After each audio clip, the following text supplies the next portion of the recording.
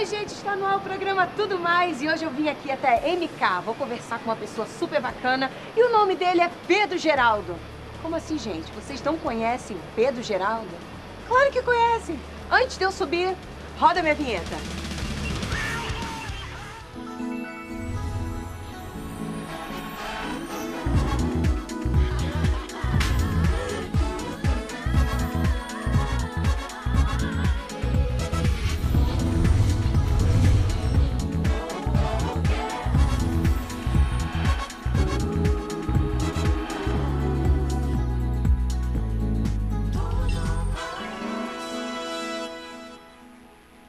Bom, gente, eu estou aqui na MK e eu quero agradecer a Ivelise, toda a equipe da MK, a Lomara, a Fernandinha, que nos receberam com tanto amor, com tanto carinho. E eu estou aqui com ele, PG. PG, que alegria estar aqui com você.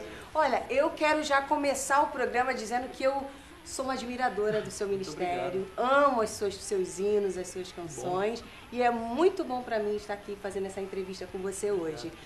O que houve com a sua perna? Gente, eu cheguei aqui, ele estava ali sentadinho, com uma... bengala. Com a sua bengala. Ali no fundo ali, ó. O que você fez, homem de Deus, com essa perna? Bom, antes de mais nada, prazer falar com vocês novamente, pessoal da Boas Novas, você que está aí do outro lado, na televisão, nos assistindo, na internet, muito obrigado pelo seu carinho. Na verdade, isso aqui aconteceu no palco, em fevereiro desse ano. Na verdade, no comecinho, o carnaval esse ano foi em março, né? Então, na primeira semana de março, eu fiz um acampamento e no palco eu torci o joelho. Quem me conhece sabe, né? Da minha maneira de ministrar, correndo, pulando e tal. E em um desses momentos eu fui virar o corpo e minha perna torceu e naquele momento eu rompi os ligamentos do meu joelho. Aí você teve que operar? Aí eu operei, só que na verdade eu tô assim porque eu operei tem 18 dias. Passaram-se alguns meses e só 18 dias atrás eu operei, eu tirei os pontos, tem 4 dias, então assim, tá muito recente. Depois que eu tô com a perna reta aqui, que eu não posso ficar dobrando. A outra tá de boa. E não pode parar, né? Não, foi futebol. 18 dias, você já tá trabalhando. Minha primeira entrevista pós-operatório é aqui, é pra vocês. Ai, então, que chique. Ah, gente, o programa Tudo Mais, nós somos muito chiques, gente. A gente tem PG, boa, né? Até com a perna recuperada. Estamos é aqui. Isso aí, esse é o programa Tudo Mais aqui na Rede Então Boas. você vai me ver com a perna reta aqui, mas é normal, tá? Não é frescura, não. Quando eu te vi, quando eu cheguei, vi você sentadinho, eu pensei que era futebol. Não. Porque eu fiquei sabendo que Todo uma das suas paixões é o futebol. É o futebol. É o futebol e torcer pra Alemanha na final contra a Argentina. Das minhas maiores paixões. Estamos juntos nessa. Não fala de Brasil que não vale a pena agora. Vamos falar só de coisa boa. O Brasil é maravilhoso, mas no futebol não foi legal, gente. Não foi. Eu amo futebol, mas não foi. Acabou que foi algo, né?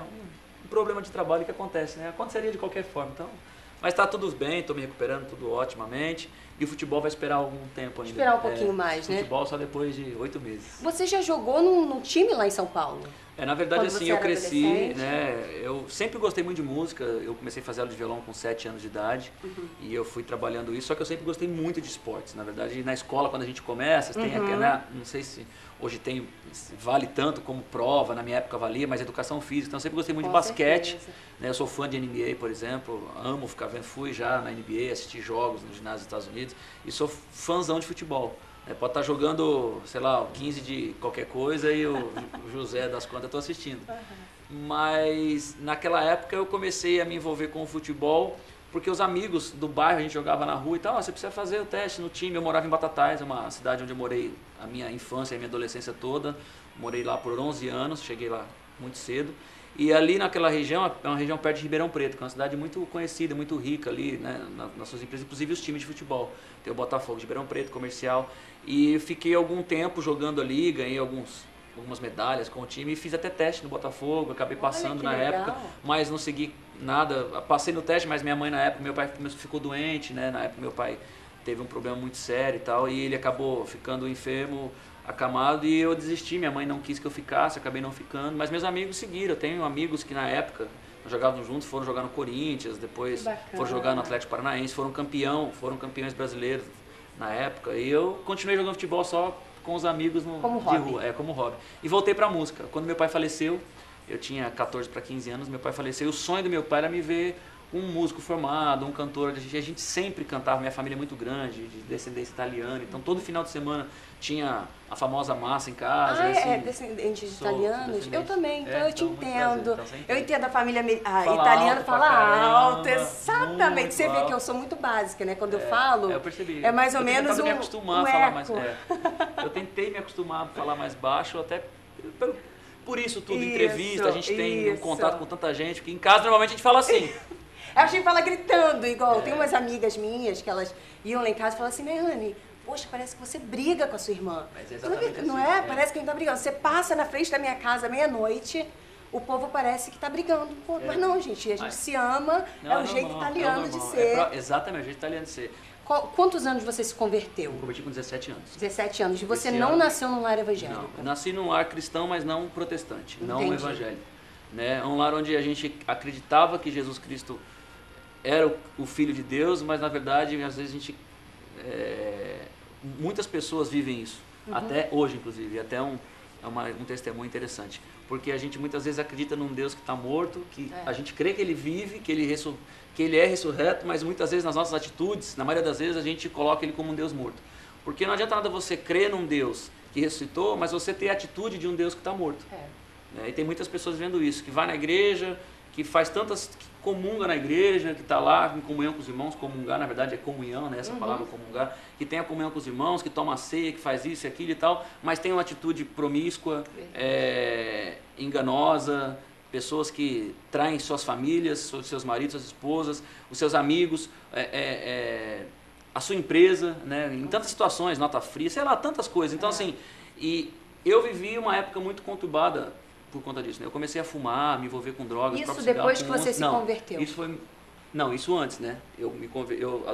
Com 10 anos para 11 anos eu comecei a fumar, a beber. Entendi. Aí, quando eu me converti aos 17 anos, eu tive um encontro pessoal com Jesus. E eu cheguei, inclusive, nesse dia, no dia da minha conversão, fumando, bebendo. Fui para um lugar, para um evento cristão, mas eu não sabia que era, porque o lugar não tinha placa de igreja. Meu primo, na época, me trouxe para trabalhar com ele, para morar com ele na capital, em São Paulo. Eu voltei a morar na capital e ele me levou para esse evento. Mas eu não gostava de crente, eu tinha pavor de crente, porque o que a gente conhecia, ou o que eu colocava na minha cabeça era que, poxa, é careta, não pode música, não pode crente, isso. Crente pra mim também, eu também não nasci no lar, eu não nasci no lar evangélico, e pra mim crente era aquela pessoa que vivia com a Bíblia debaixo do braço. E a gente vive hoje, só que a gente entende que a gente vive com liberdade, com certeza. Porque a gente via algo que era imposto pra gente. Verdade. E até vi uma frase do Spurgeon, que é um missionário, um pregador, né, o príncipe dos pregadores, em inglês, maravilhoso, que eu gosto, estou lendo um livro dele, e ele fala, não adianta nada a gente ter um evangelho, a gente viver um evangelho por obrigação. Se não for por amor, né, tudo passa a ser... Não vale a pena, porque a gente muitas vezes faz as coisas pela obrigação do evangelho sem valer a pena. E quando eu me converti, eu entendi isso. Porque eu ia na igreja que minha mãe mandava, me obrigava e fazia. A gente tinha o conhecimento, mas a gente não tinha a verdade dentro da gente. E naquele dia eu tive essa verdade. E na mesma hora... Você teve um encontro com Deus total, verdadeiramente. 22 anos eu completo agora no final do ano, no começo do ano que vem. E assim, são 22 anos sem droga, sem prostituição, sem bebida, sem mentira, sabe? Vivendo uma vida transformadora. Deus transformou minha casa, minha família.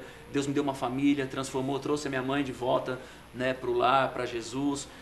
Me deu uma esposa maravilhosa, tenho uma família linda, hoje maravilhosa. Então assim, eu sou grato a Deus e eu não tenho vergonha de dizer o que eu vivia, mas o que Deus fez na minha vida, a transformação que eu tive. E você precisa falar, né? Claro. Quantos jovens, quantos adolescentes escutando o seu testemunho, viver, vendo o né? que Deus fez na sua vida. Exatamente. Deus, se você, eu quero até deixar um recado, se você aí, jovem, adolescente, está na prostituição, com drogas, por favor, Deus pode transformar a sua vida, Deus pode fazer coisas que você nunca imaginou. Do mesmo jeito que Ele fez na minha vida, fez na vida do PG, Amém. Ele pode fazer na sua vida também.